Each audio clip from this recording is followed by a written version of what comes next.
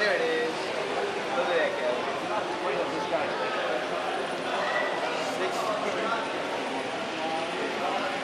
When I was a little kid, I used to watch this video as much as I could. It's a compilation of a random news broadcast, footage of various rail fares from the Roanoke, Virginia area, but most importantly for our story today, footage of W611 and 1218. Both engines have had a significant impact on my life, but the one that had the most impact on my life, and especially my YouTube channel, is 611. So come along now as we delve into what the J means to me. From days long ago, when the country moved by steam, out of the Blue Ridge Mountains came a streamlined machine, built by Virginia craftsmen back in 1950. She was numbered 611, she's the finest in steam. She's the pride of the NNW, and she rolls again today. She's the finest steam train ever built, the 611 Class J. In the previous episode, I mentioned something about train hunting. Train hunting, if you will. This is an art form where you find a train that you're looking for, find the route that it's going to be on, find the place on that route, and wait for the perfect shot. This is a tale as old as cameras were even invented. One form of camera in video style that was invented was the video home system, or the VHS. One of the people that had a VHS camera was my grandfather. He got the camera presumably around the late 1980s. One thing you need to know about him right away is that he was a massive rail fan. Among other things he'd film was the various rail fanning activities around where he lived, as well as fiddlers' conventions and air shows. But one of the more important things he filmed was the then Norfolk Southern Steam program, which featured the aforementioned 611 and 1218. However, before we get into that, let me give you a brief history on 611. This is only going to be basically the Cliff Notes version of it, so if you want a more in-depth analysis of the topic, go watch Amtrak Guy 365's video on it. He honestly does a way better job than I ever could. NW 611 was born on May 29, 1950 at the NW Locomotive Shops in Roanoke, Virginia, and was designed to pull the NW's flagship passenger trains, such as the Pocahontas, Powhatan, Cavalier, as well as helping the Southern Railway with their passenger trains like the Pelican, the Birmingham Special, among other things. However, history has an interesting twist sometimes, as in 1956, Norfolk and Western 611 would get in an accident along the Tug River in West Virginia, which later got it to be rebuilt, and would later on actually save its life. A cool little fun fact, by the way, did you know that my great-grandfather actually used to work at the NW Locomotive Shops as a welder, which means, yes indeed, my dear viewer, he did build part of 611. Sadly, steam didn't stay long after 611 was built. In fact, it was only 9 years that 611 served on the Norfolk and Western, as by this point, dieselization fever had taken over the entirety of the United States, with the exception of the NW, Denver Rio Grande Western, and among a bunch of other short lines. In 1959, the Roanoke chapter of the National Railway Historical Society let 611 pull their farewell to steam excursions the same year she would be retired. She was later donated to the Roanoke Transportation Museum in Wasena Park in Roanoke, Virginia. She sat there for about 20 years, until 1981. In that year, Southern Railway President Bob Clater decided to restore her for the then Southern Railway steam program. It was restored in 1982 and basically became the flagship engine for the steam program. Which then leads me to 1989, where my grandfather had tickets to ride possibly one of the most famous trains in excursion history, the 1989 Independence Limited, which didn't just have 611 pulling the train from Chicago to Roanoke, but also nickel plate 282 Mikado number 587, before, they repaired the whistle.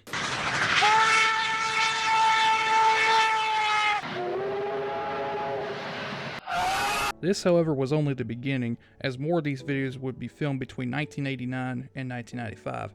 They would also become some of my favorite train videos ever made, which, yes, that does mean I was a connoisseur of pin tracks, mainline motion pictures, Mark I video, Greg Scholl, hair and rail, people like that. The VHS tapes my grandpa made were always my favorite because they had a little personality to them. For example, if he saw a train coming, he wouldn't just stand there in silence. He would yell, "Hey there!" He would just do that. That was his thing. He had personality. He didn't have a big budget, he just had a camera and a love for trains. For me, seeing 611 run would just be like a dream come true to me. and you're probably wondering why that is. In late 1994, Norfolk Southern would abruptly end the steam program after 28 years, due to a multitude of reasons, which led to both 611 and 1218 to be put in retirement at the Virginia Museum of Transportation in Roanoke. When I was born, my grandpa and I would watch these videos, and that's honestly how we bonded, but sadly good times don't always last. And in November of 2002, my grandpa would die at the age of 57 due to cancer. However, he still had the tapes. It was like he was still bonding me even throughout the grave. And even when he wasn't there, I'd always go to VMT to watch this one tape called Going Home, which was about 611's restoration in the 1980s with my grandma. While it was cool to see at the time, it seems like 611 would just be a legend that would never return. But just like a heart monitor, once it goes down, it always goes back up. And in May of 2012, nearly a decade after my grandpa passed away, I got news from my uncle that a steam train would once again be riding over Norfolk Southern rails.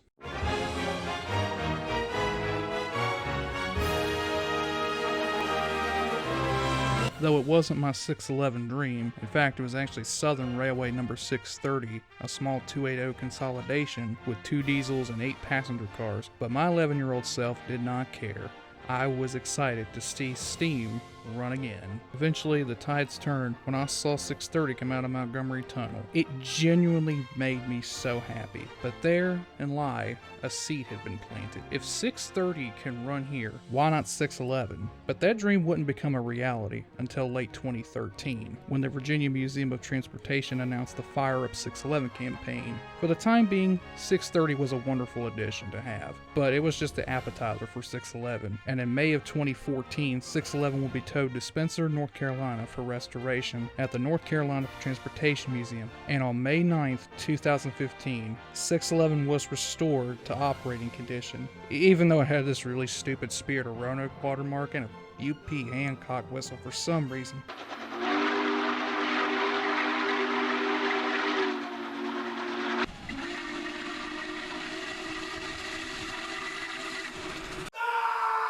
But I didn't care. My dream had finally become a reality. May 30th, 2015 was a day I'd been waiting for. I had gotten special tickets to ride 611 on its inaugural run from Lynchburg to Roanoke. I had waited for 14 years for this day, and it was worth every moment. Sadly, I don't have much footage of this event happening, but needless to say, riding on 611, pulling into Roanoke, I had never felt so much happiness in my life. Not to mention, a few weeks later, I had gotten the opportunity to work on 611, and it made me super hyped. In fact, this was one of the best events I could do in the mid-2010s. Now, am I going to tell you about these events? No. Not only was 611 a huge treat to film, but also Southern Railway 4501 also made an appearance on NS Rails. And at a time in my life where there was so much darkness, this truly brought some happiness. I really just wish my grandpa was here to see it. But there is one excursion in particular that I want to mention as being my absolute favorite.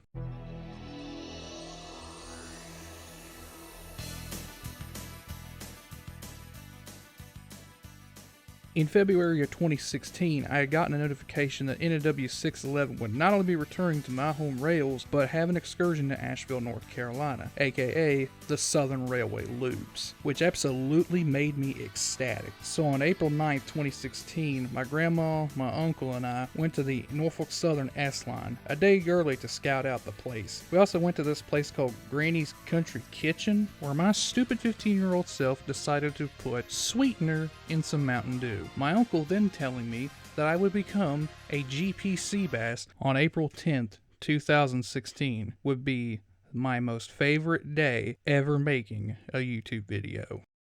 It all started in Hickory, North Carolina, where we met a ton of nice people, including a news company who decided to bring their drone that sounded like a weed whacker. Here, have a listen.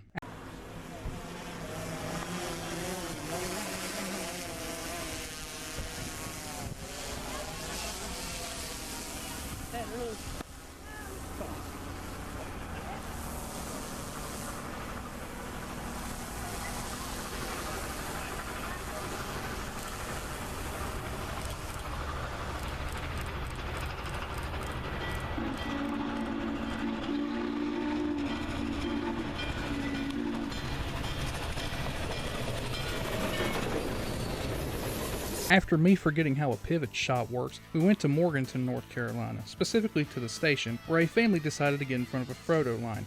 Pro tip, never do that. It's very disrespectful. Here we go. Get out of the way!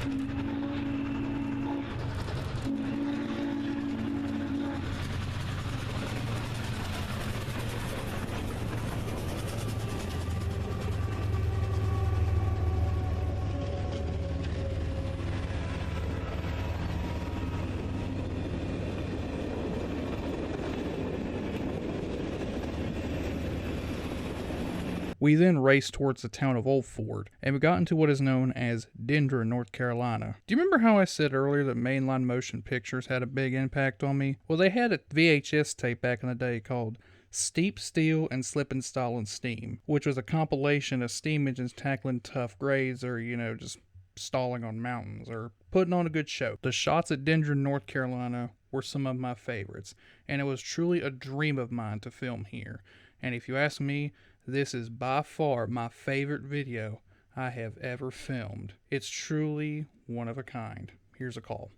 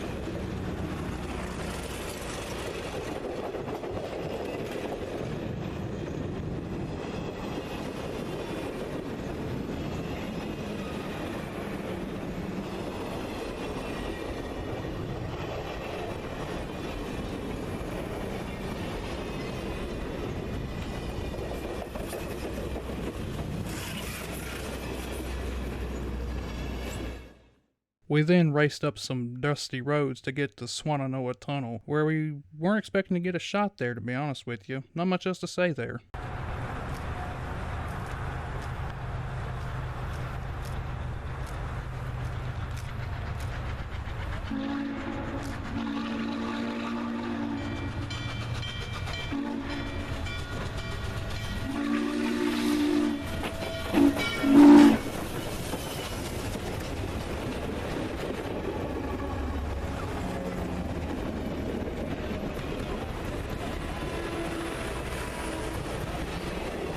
While we waited for 611 to come back from Asheville, we ate at the local Subway where a really sweet lady said that she was letting people on her property to see the 611, which is actually really nice. Not many people do that. But we waited for 3 hours on the curb because of NS 135, which was a freight train that had to come up the mountain, and we kept waiting until...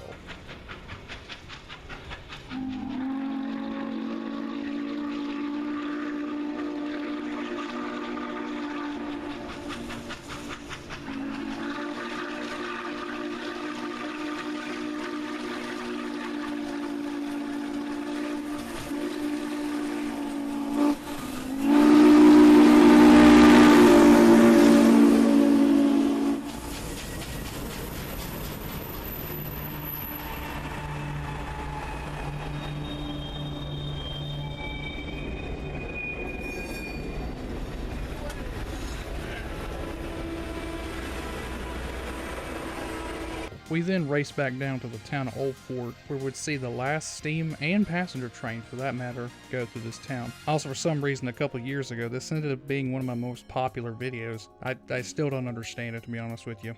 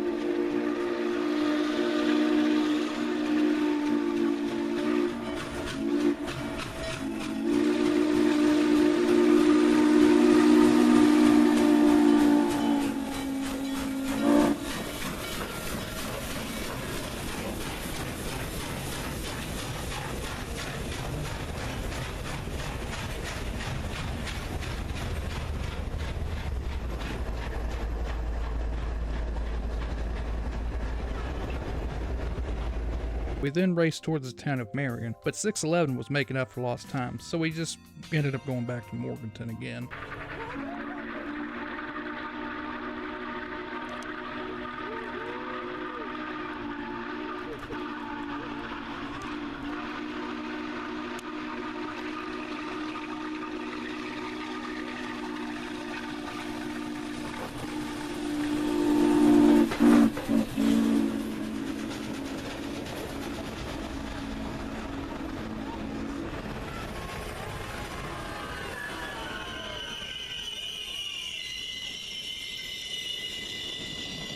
After that, we headed home, and not 4 years later, the line would be abandoned, making this a truly one-of-a-kind moment.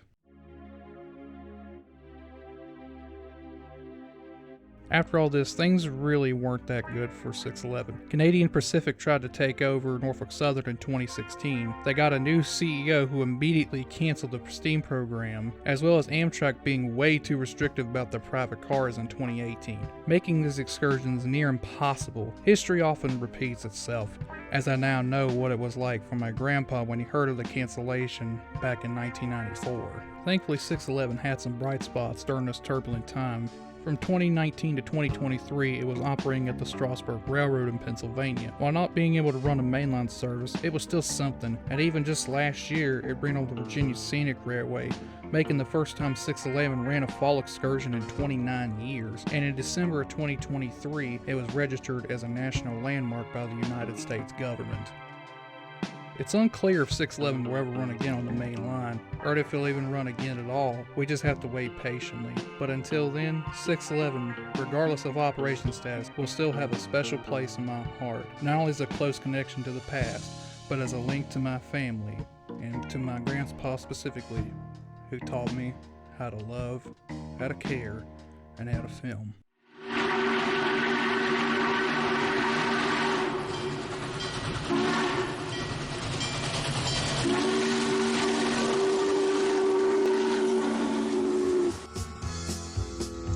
Well, she served the road with pride until till that mournful day when the diesel came to Roanoke and they put the J away.